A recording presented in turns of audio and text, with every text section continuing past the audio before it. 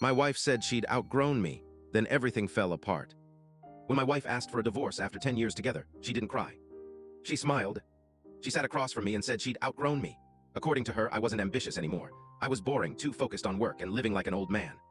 The part that hurt most wasn't the divorce. It was when she said, "My family's business will always be here. I'll never have to worry about money."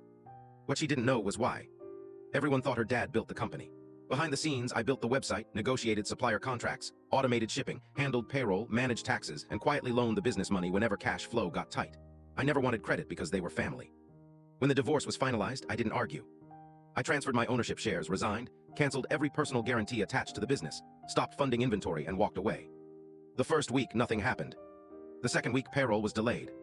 The third week, suppliers stopped shipping because invoices hadn't been paid. Then the website crashed. Nobody else knew how to maintain it. Orders piled up, refunds flooded in, and their advertising stopped because it was tied to my accounts. Within 2 months, revenue had dropped by almost 60%. My ex-wife called and asked if I could just help for a little while.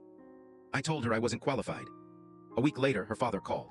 He admitted he'd never realized how much I actually did and apologized for treating me like just another employee. I thanked him and told him I'd already moved on. I'd actually started my own company, and several of their biggest suppliers chose to work with me instead. About a year later, I ran into my ex-wife at a coffee shop. She looked exhausted. She quietly said, "I made the biggest mistake of my life." I wished her well, picked up my coffee, and walked away. The last thing I heard was that her family's business had been sold for a fraction of what it used to be worth. Only 4 people know why. Sometimes the most important person in the room is the one nobody notices until they're gone.